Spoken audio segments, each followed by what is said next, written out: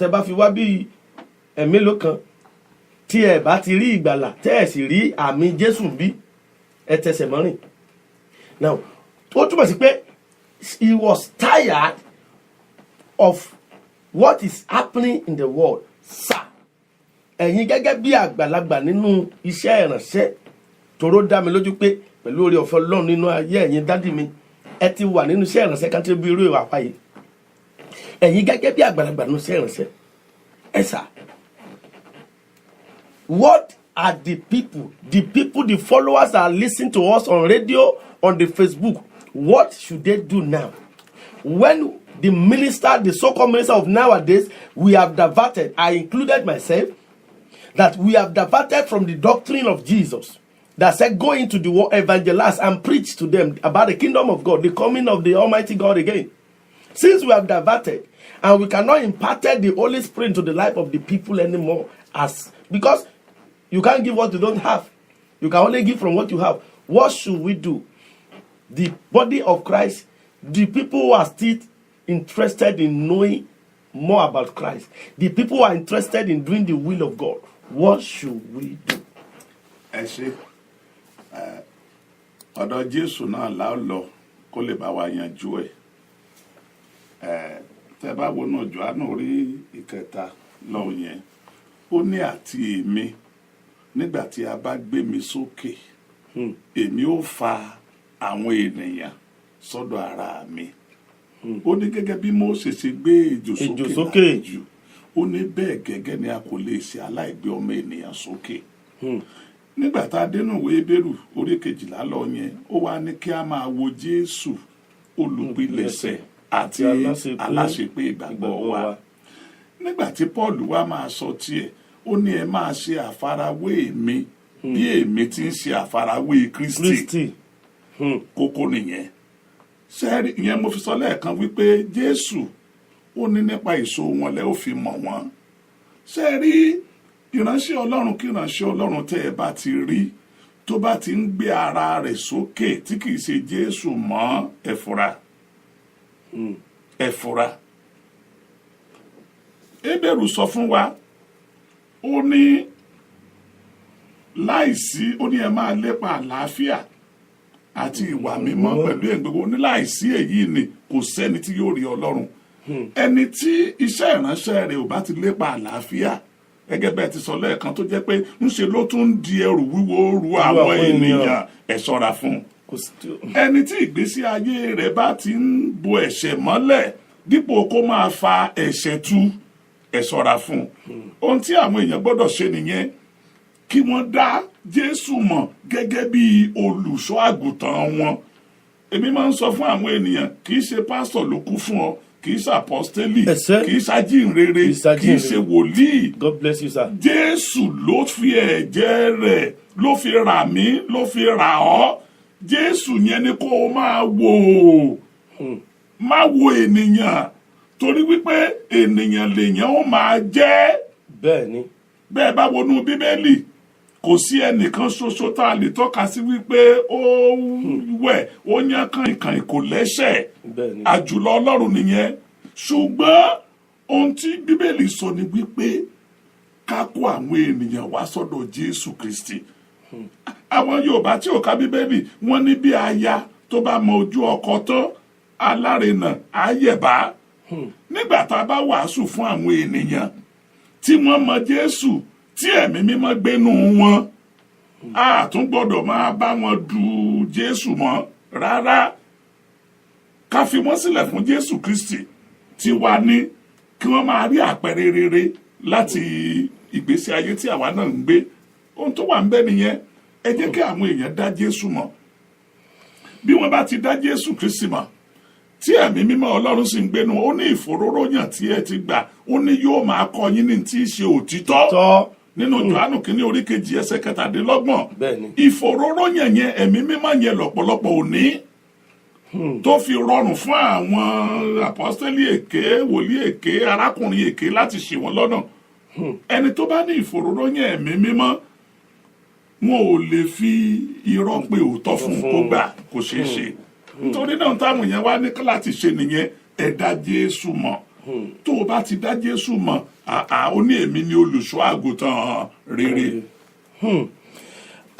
Gbogbo yin, I am greeting everyone that is joining us. God bless you. Madam Oluwatoyin, and sir, God bless you. I appreciate you. Yes, sir. Fadiya Akim Atanda. Yeah, you're welcome. God bless you. I love you all. Yes, sir. Ká tó di pé màá yọ̀ǹda yín lónìí, ẹ má bínú pé lẹ́ẹ̀kan mo sọ pé orí ìjókòó tó hot seat ni. Bẹ́ẹ̀ ni. Ó túmọ̀ sí pé now that we want the people to do the will of God, tá fẹ́ káwọn èèyàn ṣe ìfẹ́ Ọlọ́run. Kí ni ojúṣe àkọ́kọ́ tẹ́ ẹ lè sọ fún àtèmi àtàwọn tó ń gbọ́ wa nínú ilé àtàwọn ọmọ ìjọ àti àwọn wòlíì àti ìránṣẹ́ Ọlọ́run? Kí ni ìgbésẹ̀ àkọ́kọ́ tẹ́ ẹ rò pé ó ṣe pàtàkì? What is the step you think is most important that we need to take in order to do the will of God? Because at the purpose why God called us, the opportunity God has given us to be on here and to be a minister, to be evangelist, is to make sure that we win soul, not to end up in hellfire. So what do we do, including myself and the people that are watching at home and listening on radio? What is the most important step they need to take in order to do the will of God? What would be your advice and counsel? Ẹ ṣé lọ́pọ̀lọpọ̀. Ẹ jẹ́ ká fi òtítọ́ ọ̀rọ̀ Ọlọ́run tí ò ní àbùlà, ó ní ká máa fi kọ́ àwọn ènìyàn. Jésù Kristi ó ní ẹ̀yin ó mọ òtítọ́, ó ní òtítọ́ yóò sì sọ yín di òmìnira.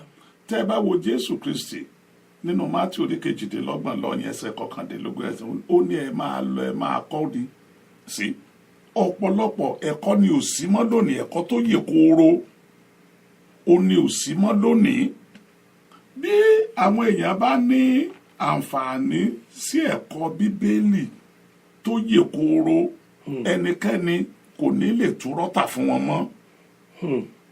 Sí ẹnikẹ́ni ṣe rí ọ̀rọ̀ Ọlọ́run. Bíbélì ní ọ̀rọ̀ Ọlọ́run yè, ó lágbára, ó mú ju ìdàkídà olójú méjì lọ. Jésù pèdè kan nígbà tó ń sọ̀rọ̀, ó ní tí mo sọ fún yín ìyẹn nìkan kọ́, ẹ̀yin náà ẹ lọ wádìí inú ìwé mímọ́ wò sórí bẹ́ẹ̀ tàbí ò rí bẹ́ẹ̀. Ọ̀pọ̀lọpọ̀ ìṣòro tí àwọn èèyàn ní lónìí ó ní pé ohun táwọn pásítọ̀ wọn bá sọ fún wọn ni wọ́n ń gbàgbọ́. Kò sí ohun tí Jésù sọ mọ́, kò sí ohun tí ìwé mímọ́ sọ. Ohun tó wà ń bẹ nìyẹn, kí àwọn ènìyàn kan padà sínú Bíbélì. Ọ̀rọ̀ Ọlọ́run kò ta mọ́ o, iṣẹ́ wòlíì ló ń ta o. Ẹ̀rí Bíbélì sọ fún wa, wọ́n ní àwọn ìjọ Bèríà, wọ́n ní wọ́n di ọlọ́lá torí pé kíni nígbà tí wọ́n gbọ́ ọ̀rọ̀ Ọlọ́run tá a sọ fún wọn, wọ́n ní wọ́n wá padà lọ wọ́n bẹ̀rẹ̀ sí tú Bíbélì wò pé ṣé bẹ́ẹ̀ lórí àbí bẹ́ẹ̀ kọ́. Bíbélì Jésù fúnra rẹ̀ sọ pé ẹ fi ẹ̀mí jẹ́ ẹ̀mí wò. Jésù ní pé àṣà àti kọ́ pé lẹ́nu ẹlẹ́rìí méjì tàbí mẹ́ta tó láò fi di òtítọ́ ọ̀rọ̀ mú. Tó ẹ ṣé bàbá wa, kí bàbá wa tó máa dágbére fún tòní, ẹ jẹ́ ká lọ sókè lọ́run láàrin ìṣẹ́jú kan ká wá lọ sí ìkórìtà fèyí kọ́gbọ́n. Lẹ́yìn yẹn náà ni àwa kásẹ̀ ńlẹ̀ láàrin ìṣẹ́jú díẹ̀. Ìlàyé yìí jẹ́ ìlàyé jẹmọ́ bí tí láyé yìí jẹ́ oríṣiríṣi ìṣẹ̀lẹ̀ ló ń ṣẹlẹ̀ o. Ìlàyé jẹmọ́ bí tí láyé yìí jẹ́. Ìjèrè ọkàn ò sí mọ́ nínú ìjọ Ọlọ́run, ìjèrè owó ló gbà ọ́. Ìsọjí gba ìkẹyìn, ìsọtẹ láàrin ìránṣẹ́, èyí ló wá gbáyé kan. Bí pásítọ̀ fúnni lóyún, èyí kò tilẹ̀ tuntun. Wòlíì láráyé ń wá, aráyé ò wọ́ lọ́run. Bẹ́ẹ̀ ni wòlíì láráyé ń wá, aráyé ò wọ́ lọ́run. Ọ̀rọ̀ Ọlọ́run ò tà mọ́, iṣẹ́ wòlíì ló ń tà. Ìjèrè ọkàn ò sí mọ́, ìjèrè owó ló wà lóde òní. Mi ò sọ pé owó kọ́ ló dá o, àbí torí a ti sọ sí pé owó ni jẹ́ẹ̀tì ìyìn rere. Láti ìgbà táwa gbọ́njú, owó ni kẹ̀kẹ́ ìyìn rere ni àwa gbọ́njú mọ́. Ṣùgbọ́n nísìnyí wọ́n tó ti bá wa promote ẹ̀, ó ti expedite, ó ti di computerize. Owó ni jẹ́ẹ̀tì ìyìn rere. Bẹ́ẹ̀ ni o, bẹ́ẹ̀ ni. Ṣùgbọ́n ìkórìtà fèyí kọ́gbọ́n lélẹ́yìí kó tó di pé a máa lọ. Kristẹni ìgbàanì ètò ní ètò Kristẹni ìgbàanì. kí la máa ń ṣe lórí ètò yìí náà ni pé ká dára wa, ká tún síra wa lóye sí ọ̀rọ̀ Ọlọ́run, ká dá ara wa padà sílànà òtítọ́ ti Kristi, sílànà òtítọ́ ti Kristi. Bẹ́ẹ̀ ni ìpìlẹ̀ tí Kristi, ó ní ìpìlẹ̀ tí Kristi fi lélẹ̀ lèyí, ìpìlẹ̀ tí Kristi fi lélẹ̀ yẹn ni ká padà sí gangan. Èyí ni ìkórìtà fèyí kọ́gbọ́n. Gbogbo ara lé ni mo fẹ́ kó fẹlẹ́ ìkọ́gbọ́n o. Ìránṣẹ́bìnrin kan ni o. Ẹ bèrè pé kí ni ìránṣẹ́bìnrin ṣe? Gbà tó fẹ́ dojú ikú ló ní ẹ gbà mí, ẹ gbàdúrà fún mi. Dádì náà bá ní a máa bẹ̀rẹ̀ sí ń gbàdúrà. Wọ́n bá ti ń gbàdúrà, àwọn ìránṣẹ́ Ọlọ́run pé kí ló dé ọ̀run yìí tí Olúwa jẹ́ kí àánú rẹ̀ sí. Olúwa jẹ́ ká wọ́n gbàdúrà títí so ọ̀run ò mọ̀ sí fún wọn. Ìránṣẹ́ ìwádìí Olúwa, ó dá tó bá jẹ́ ẹ̀ṣẹ̀ tèmi ni, dáríjì mi. Ọlọ́run wá fẹ́ kí ìránṣẹ́ yìí kó mọ̀ wípé kì í ṣe ẹ̀ṣẹ̀ tòun. Lọ́lọ́run wá bá sọ̀rọ̀, ó ní ọmọ mi, ẹ̀ṣẹ̀ tiẹ̀ kọ́, gbogbo bí o ti ń pè mí ni mò ń gbọ́, mo wà pẹ̀lú yín. Ó ní ṣùgbọ́n fún ìránṣẹ́bìnrin yìí, ẹ̀ṣẹ̀ sí ẹ̀mí mímọ́ ò ní ìdáríjì. Ó ní ó ti ṣẹ̀ sí ìpè láìmọ̀. Wòlíì wa ní ẹ̀mí Ọlọ́run sọ pé ẹ̀ṣẹ̀ sí ìpè kan láìmọ̀, pé ẹ̀dẹ̀ṣẹ̀ ìpè yẹn Ọlọ́run dẹ̀ ń bínú torí ìpè yìí. Ló wá ní mi ò sẹ́ni kankan, mi ìbá pásọ̀ kankan jà, nítorí bá ní kí n ṣe ni mò ń ṣe. Ní ìránṣẹ́ Ọlọ́run tún gbàdúrà, Olúwa kí ló ṣe? Olúwa ó yá fi hàn, gbogbo tó bá ṣẹlẹ̀ ó yá fi hàn, Olúwa fi hàn. Náà bá bẹ̀rẹ̀ àdúrà yìí ní 9 Ọlọ́run bá sí pásọ̀ lójú. Ló bá rí tí bàbá kan nínú iṣẹ́ ìránṣẹ́ kan lórí ìránṣẹ́ Ọlọ́run kan ló pe àwọn ọmọ ìjọ ẹ̀ kan ló ní ẹ wá, pásítọ̀ lágbájá èèyàn burúkú ni o, torí pé pásítọ̀ yìí fẹ́ kẹ̀yìn àwọn èèyàn sí ìránṣẹ́ Ọlọ́run yẹn. Ó wá ba ìránṣẹ́ Ọlọ́run yẹn jẹ́ fún wọn. Wọn ò wá lọ bá ìránṣẹ́ Ọlọ́run yẹn, àwọn náà wá gbé àtẹ ẹjọ́. Wọ́n bá bẹ̀rẹ̀ sí ń bá wọn polongo. Ìránṣẹ́ Ọlọ́run yìí àléyàn burúkú ni, tó bá ti dọ́dọ̀ yín ẹ má ràn lọ́wọ́ o, tó bá wà kan wá ẹ gbọ́dọ̀ dá lóhùn, tó bá bá yín sọ̀rọ̀ ẹ gbọ́dọ̀ débẹ̀ o. Tọ́ni bá ti ní mo lọ chọ́ọ̀chì pásítọ̀ lágbára ní chọ́ọ̀chì yẹn ò dáa, ìránṣẹ́ Ọlọ́run èké ni. Ìránṣẹ́ Ọlọ́run dẹ̀ wà nú létí ẹ̀, ó wá ń gbàdúrà, Olúwa fi àánú ṣèdájọ́ àwọn tí ń gbógun ti ìpè rẹ̀, fi àánú ṣèdájọ́. Ọlọ́run wá fi hàn wòlíì pé tó ẹni yìí ti pe òun kò ń fi àánú ṣèdájọ́. Ó ní gbogbo àwọn tí wọ́n rán níṣẹ́ pátápátá lòun máa ṣèdájọ́ wọn, pé gbogbo tí àwọn náà fi ń retí ayọ̀ pátá lòun á fi dùn wọ́n. Wòlíì wá bẹ̀rẹ̀ sí Olúwa, ṣùgbọ́n pásítọ̀ tó wá tì wọ́n sì ṣe ikọ́. Ó ní wò ó, wòlíì bá ní Ọlọ́run bá sí òun lójú, òun bá rí pásítọ̀ tó kúnlẹ̀ ní yàrá àti ẹ̀, Olúwa dáríjì mi, àṣìṣe ni, Olúwa dáríjì mi. Ṣùgbọ́n kò sọ fáwọn tó ti rán síta pé òun ti tọrọ dáríjì, pé irọ́ lòun pa o. tó wòlíì bá bẹ̀rẹ̀ sí gbàdúrà, Olúwa yájọ́ dáríjì ìránṣẹ́bìnrin bí tó ti ń gbàdúrà lọ́wọ́ ní ìránṣẹ́bìnrin ti fayé lẹ̀. Ibo ni ìránṣẹ́bìnrin yìí ń lọ?